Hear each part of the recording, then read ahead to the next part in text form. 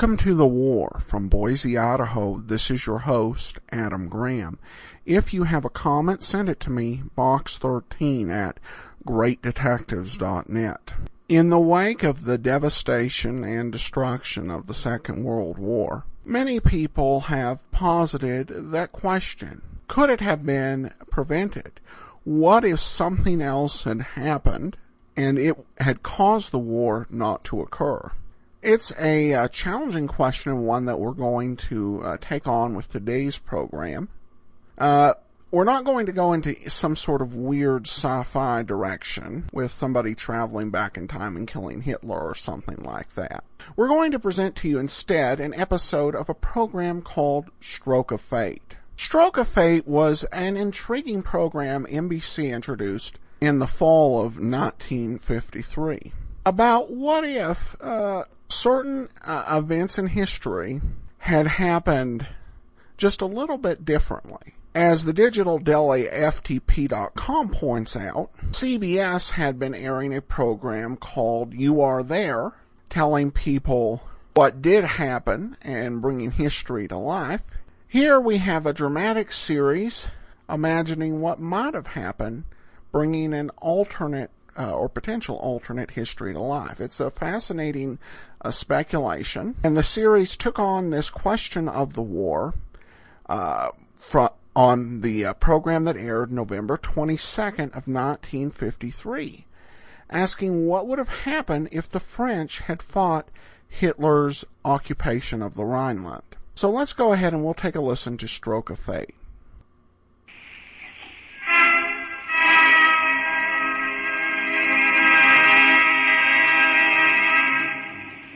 Stroke of Fate. The fate of you who are listening, of nations, of the world, has often hung upon accident or upon decisions that made the other way would have substantially altered the course of human events.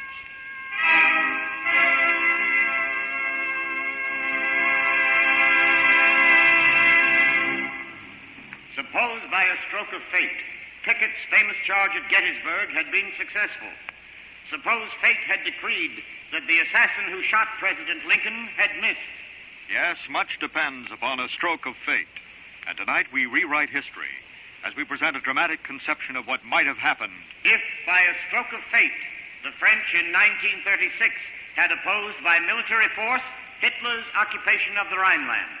On March 7, 1936, the German army marched into the Rhineland, which had been demilitarized under the terms of the Versailles Treaty, which ended World War I. The German march was in defiance of the Versailles Treaty. It could have been stopped through forceful action by the French and the British, but they did not take the necessary action. Tonight's story is historically true up to our stroke of fate, in this case, a decision. After that, speculation based on genuine historical possibility. Had the stroke of fate really occurred, our story might have been related by the German Army's Chief of Staff in 1936, General Ludwig von Beck.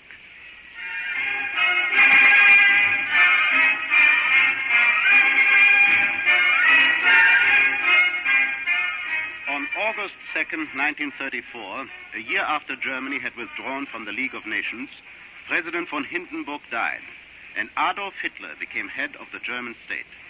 That same morning, the army took an oath of fidelity, not to the state, but to the Führer personally.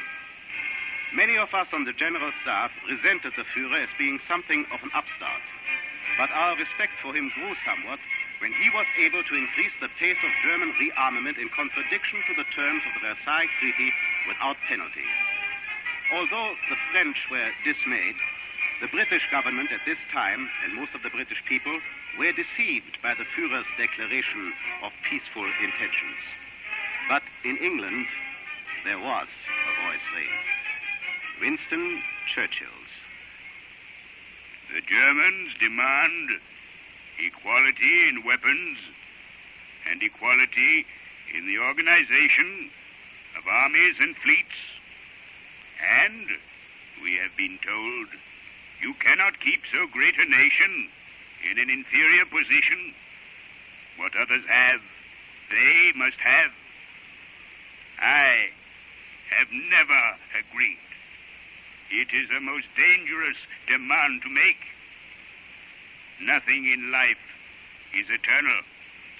But as surely as Germany acquires full military equality with her neighbors, while her own grievances are still unredressed, and while she is in the temper which we have unhappily seen, so surely should we see ourselves within a measurable distance of the renewal of European general war.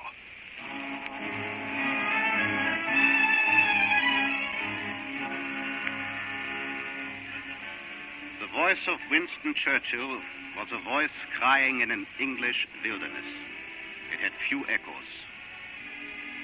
But many of the German general staff were worried about the risks we were taking.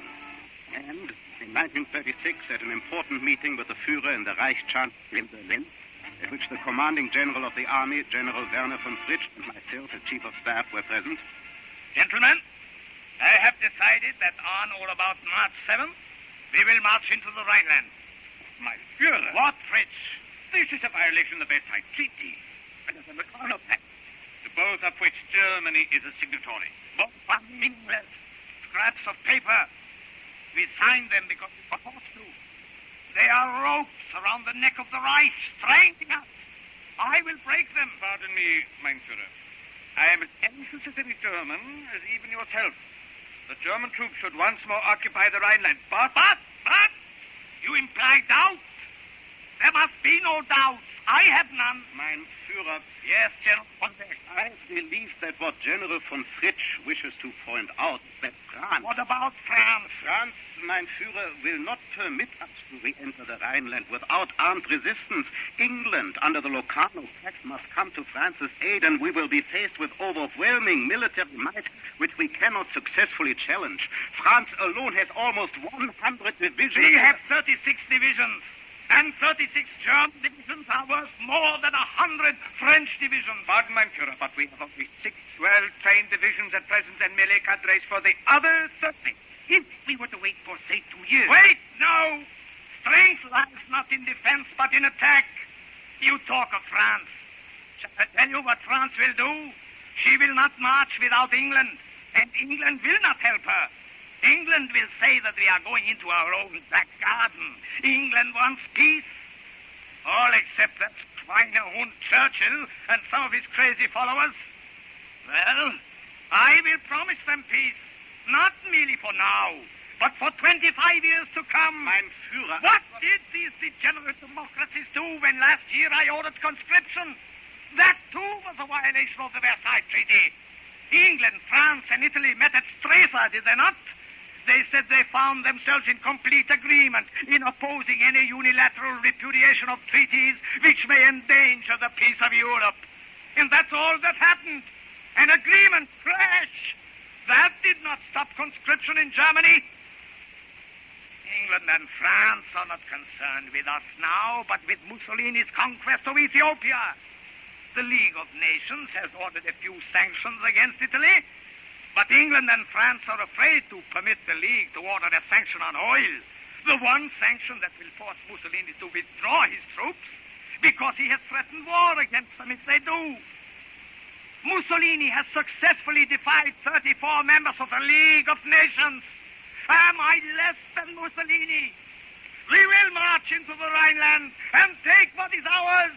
We will defy the world. But, mein Führer, in spite of all you have said, France should attack us. She will not. Yes, but if she should, the army is not it's not strong enough either in men or equipment to have even a remote chance of victory. It is an incredible risk. Germany must be a world power or be nothing. We will fortify the Rhine into a wall of steel and flame. We will separate France from its Central European allies and the Danube Valley. The Balkans and all of Eastern Europe to the Russian border will become living space for Germany, our Lebensraum. It is worth risking everything for that. Mein Führer, will you take the responsibility for this action? Sole responsibility. Gentlemen, this means the end of the Versailles Treaty. I will free Germany from that death sentence, if necessary, by nothing but my own fanatical will.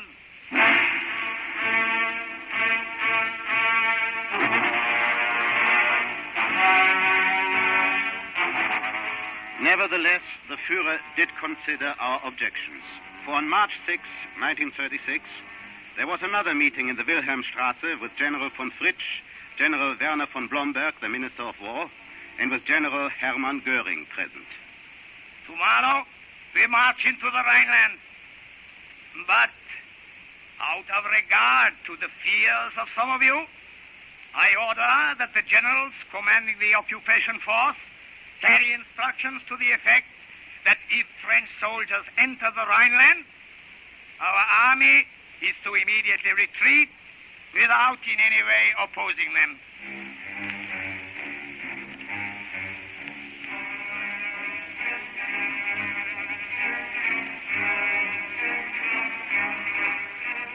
On the morning of March 7, 1936, the Führer offered to France and Belgium a 25-year non-aggression pact to be guaranteed by Great Britain and Italy. And he also declared Germany's willingness to re-enter the League of Nations and to negotiate concerning disarmament. At noon, addressing the Reichstag, Herr Hitler said, Fellow members of the Reichstag, why should it not be possible to put an end to this useless strife between Germany and France, which has lasted for centuries? Why should it not be possible to lift the general problem of conflicting interests between the European states above the sphere of passion and unreason and consider it in the calm light of a higher vision? At that very moment, our soldiers were already in the Rhineland, a movement which had begun early that morning when 25,000 troops had marched. They reached the former garrison towns on the Rhine, Düsseldorf, Koblenz, Mainz, Mannheim, and Cologne, before midday, and several battalions immediately crossed to the left bank of the Rhine and occupied the cities of Saarbrücken and Trier. And in France, the cabinet under Premier Sarraut met to consider the situation. Messieurs, the question is how to act in this crisis that affects France and Europe. As Prime Minister, I have been considering... Monsieur Sarraut. Yes, Monsieur Mandel. There is only one way to act, and that is swiftly, courageously, and with determination. You suggest... That we send Hitler an ultimatum demanding that he withdraw his troops from the Rhineland immediately. And if he should refuse, Monsieur Mandel... We execute our ultimatum and send into the Rhineland an army of sufficient force to throw him out. Monsieur Mandel, is it wise to act so precipitately and alone? How would you act, monsieur?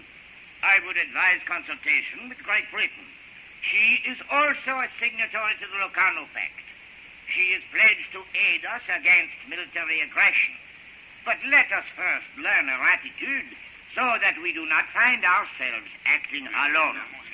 Monsieur, Great Britain will honor her treaty obligations and back us with military force if we take action. However, if we ask the British government what it intends to do in the present temper of British public opinion, and considering the too trusting attitude of the Baldwin government toward Hitler, we will be dissuaded from taking any positive action whatsoever. Oh, not at all, monsieur. But yes, we will be urged to refer the entire matter to the Council of the League of Nations. Hitler may be censured, but he will have the Rhineland. And the detrainment points from which the German army can invade France will have been advanced 100 miles. This, monsieur, must not happen. Monsieur Sarraut, have you consulted with the Commander-in-Chief? Yes, I have. General Gamelin said that in view of what he believes is the size of the German occupation force, and considering Hitler's stage of preparedness, if we are to take armed action, there must be nothing less than general mobilization. General mobilization? The cost of that would be fantastic. The country would never accept it. And there is an election approaching. An election? Better a few, a million politicians lose their offices than France, its existence. Messieurs, if Poincaré and Clemenceau were alive today, what do you think they would do? They would throw this challenge back into Hitler's teeth. They would march into the Rhineland, and so must we. Hitler has destroyed the Locarno Pact. But Hitler has said he still recognizes Locarno, and he has offered a 25-year non-aggression pact. Oh, how can we be so idiotic as to believe a congenital liar like Hitler, who has broken his word of dishonor time without number, who article by article has torn up both the Versailles Treaty, which Germany was forced to sign at the end of the last war, and the Locarno Treaty, which he signed of her own free will in 1925. Messieurs, Hitler is not yet prepared for war. There is a risk, of course, that he may fight. But we must take it. This is our last chance. If we do not stop Germany today, a world war is inevitable. We must act now.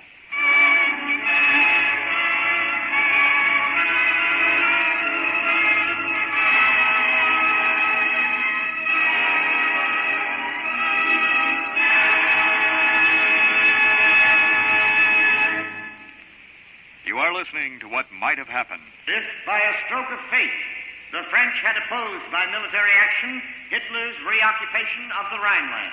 Our story has been historically true up to this point. From now on, historical possibility guides our imagination.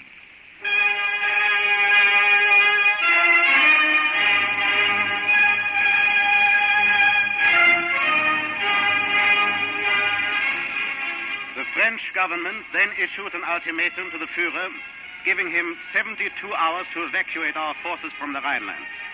And at the same time decreed a general mobilization of the French army. France's ally Poland mobilized troops on the East Prussian border. The Führer still could not believe that the French would take military action.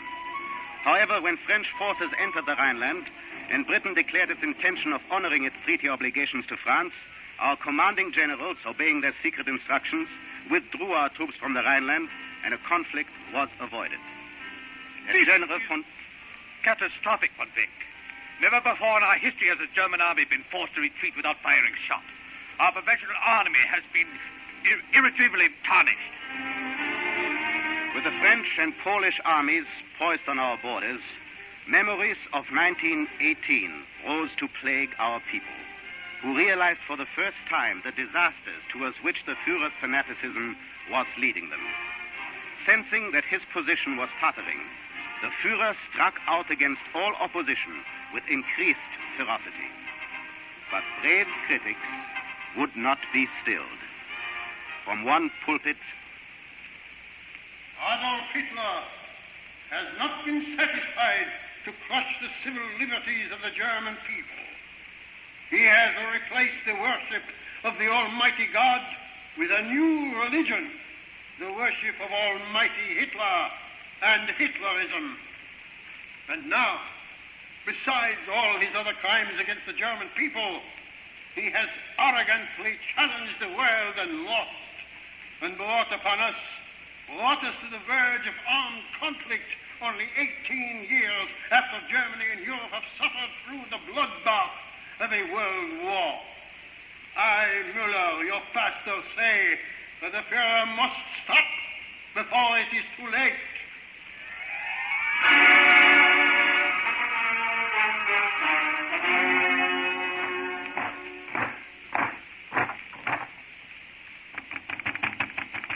Who is it?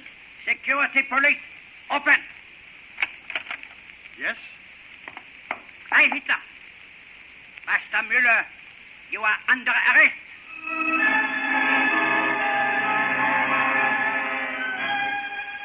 a few trade union leaders also dared to raise their voices against the Führer, as did some communists and a number of former mayors of German cities who had been removed by the Nazis. There were thousands of arrests, hundreds of executions, with the Führer's repressive tactics being directed chiefly against churchmen and the church. General von Beck, I'm greatly concerned about the imprisoning and execution of so many ministers and leaders of the church. General von Fritsch, knowing that you have always been a strong supporter of the church, I understand your concern, and I want you to know that I share it. The church has always been an influence for order. It is the rock upon which the might of the fatherland has been built in the past. Now the Führer seems more determined than ever to destroy it. General von Fritsch, Have you discussed this with the Führer? I informed the Führer there were many other officers of the General Staff who felt as I did. And? Well, you know how the Führer talks to you as if he were addressing a public meeting. He made a speech accusing the General Staff of being weak-willed. Then he ordered me to have the General Staff prepared to draw plans for the military occupation of Austria. What? After what happened in the Rhineland? I am sure the Führer believes that he must make Germany and the world forget his failure in the Rhineland by the success of some great stroke such as the Austrian Anschluss. He is even convinced that his friend Mussolini, he actually called him his friend, will let him get away with this. He's crazy. Doesn't he remember what happened to Mussolini in March? Doesn't he remember the oil sanctions that England and France imposed on Italy after we retreated from the Rhineland? Has he forgotten the Italian jackal's shamefaced withdrawal from Ethiopia? Doesn't he see that Mussolini will do everything in his power to ingratiate himself with England and France? He sees only what he wants to see. He is undoubtedly convinced that he cannot maintain his position within Germany by standing still. Yes. He must move forward, even if it means war. And we are not strong enough to fight the world again. General von Fritsch, if the Führer should order the army to march into Austria, then to save Germany, we must... Yes, General von Beck. I agree with you.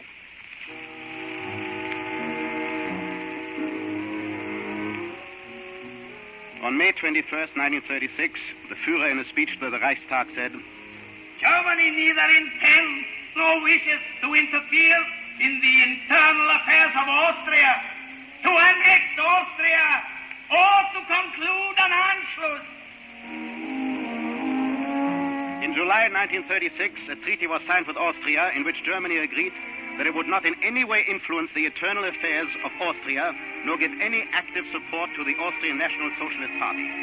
Within 5 days after this pact had been signed, the Führer sent secret instructions to the National Socialist leaders in Austria to increase their activities. In Germany, the Führer had apparently suppressed opposition, but only apparently. And dissatisfaction within the General Staff and among many officers increased. In July 1937, General von Fritsch and I were summoned to a conference with the Führer. We made preparations, for we knew why we were summoned. Gentlemen, I have decided. The day after tomorrow, the army will move over the border into Austria in accordance with the prepared plan of Case Otto. Pardon, mein Führer, but have you considered the terrible consequences to Germany of an Austrian invasion? General von Beck, of course I have considered what you call these terrible consequences. Mein Führer, France is already in the Rhineland. So, Fritsch, she will attack from the west. Mussolini will send troops to the Brenner Pass as he did in 1934 when Dollfuss was assassinated. You generals, you are the same kind of weaklings who lost the last war for the fatherland. I am the only one who has the courage to take the risks we must take to survive. Once we have Austria, the doors will be open to Czechoslovakia and southeastern Europe. But, mein Führer, we will not be permitted to take Austria. This is national suicide. I want no arguments. I have an intuitive feeling for the right moment to strike. And this is the moment, now. Mein Führer, your intuition betrayed you in the Rhineland incident. I told you I want no arguments. You will issue orders for the army to march into Austria the day after tomorrow, in accordance with the prepared plan.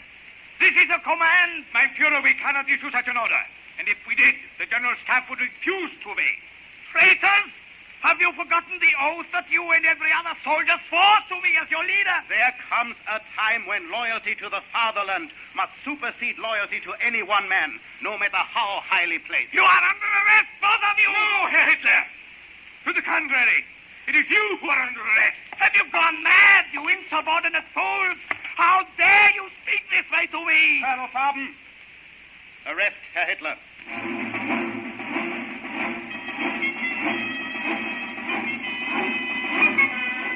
Hitler was taken by a company of soldiers escorted by tanks to the Prinz Albrechtstraße prison. Our plans had been well made and were perfectly executed. Goering, Goebbels, Rosenberg, and the rest of the Nazi hierarchy were arrested. The General Staff issued a proclamation explaining the necessity for our action, calling for loyalty to the fatherland and threatening the severest punishment to those who resisted. The army, with few exceptions, was faithful to the generals. The exceptions were dealt with. The diehards who attempted a counter-revolution were killed by the hundreds. Order was restored. I was selected by the military government to act as head of the state pending elections. I then went to see Hitler. What do you want? Herr Hitler, I will waste no word. Filthy swine! Degenerate traitor, destroyer of the fatherland! In accordance with the verdict of the court-martial, you are to be executed within half an hour. The court-martial was illegal. Within half an hour. Execution squad is ready. You would not dare! All Germany will be bathed in blood. Order has been restored. We will maintain it. I offer you a choice. What choice? You have always prided yourself on being a soldier. You can take a German soldier's way out. Not the corporals, and officers. You're crazy. All of you, degenerate swine! I will leave this revolver here on the table. It contains one bullet. I advise you to use it. If you do not, you will be taken out and executed.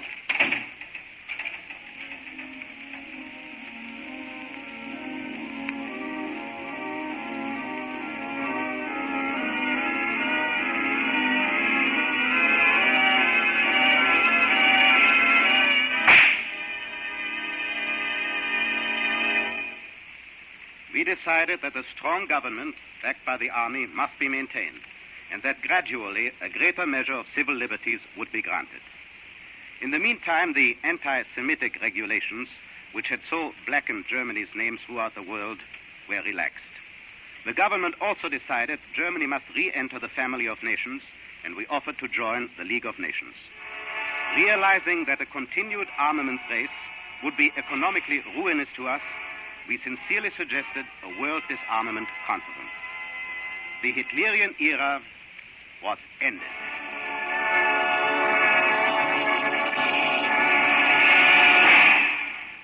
You are listening to Stroke of Fate. And now may we introduce our history consultant on tonight's play, the noted expert on recent European affairs, editor with Felix Gilbert of a new best-selling book, The Diplomats, professor of history at Princeton University, Dr. Gordon Craig. The stroke of fate this evening was the decision of the French cabinet to mobilize and send troops into the Rhineland. Had this been done, tonight's story, after the stroke of fate, might not have been fiction, for Hitler had ordered his troops to withdraw from the Rhineland if French forces opposed them. Actually, the French government passed the buck to the English. The English expressed doubt about the effectiveness of retaliation, and Prime Minister Baldwin refused to take the risk of war.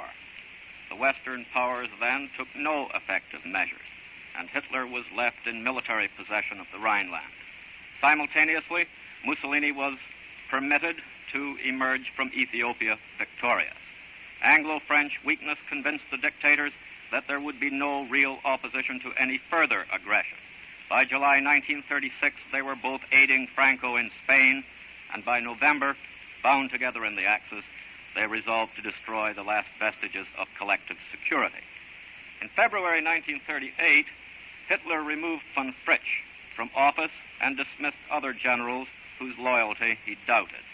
Beck retired voluntarily in protest against Hitler's aggressive plans and was subsequently involved in the officers' revolt of 1944, committing suicide when it failed.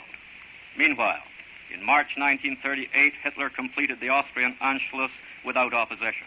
In September at Munich, he was given Czechoslovakia's richest provinces. In March... Welcome back. Well, this was a very plausible alternate history. Of course, extrapolating this sort of alternate history to our times, we would have to also consider some of the positive things to come out of World War II that may have come later, or perhaps not at all. But for the war, the great tragedy is there's a good case that this incursion to the Rhineland was a focal point and a key moment in history. Writers basically theorize that if France had taken action, it would have sent a signal to all of these other fascist powers to watch it. But by France and England refusing to hold Germany to account, it emboldened all of the fascist powers out there, and it also strengthened Hitler's hand within Germany. And it is this sort of thought that will often drive a lot of foreign policy decisions we'll see in the United States, as presidents will often hearken back to this moment when making decisions about powers that seem to not pose any current national security threat. But if their behaviors are unchecked, unpunished, and allowed to go without any sort of comment, it could lead to war and to the type of catastrophe we dealt with in the course of World War II. And perhaps that's the thing to remember, that had the French and British responded in the Rhineland, and Hitler had ended up being taken by coup in the mid-30s, probably outside of Germany, hardly anyone who would know who Hitler was. And so it may be that the best and wisest leadership is the one that makes decisions that avert crises in ways we don't particularly find memorable. Well, tomorrow we turn from speculation to the reality of the day that so many Americans waited for, the day they would turn to their loved ones who had returned from overseas and say, "Welcome home." If you have a comment, send it to me, box13@greatdetectives.net. This program is a production of the Great Detectives of Old Time Radio, greatdetectives.net. Ken Curlin provides the opening theme music, kencurlin.com. From Boise, Idaho, this is your host, Adam Graham, signing off.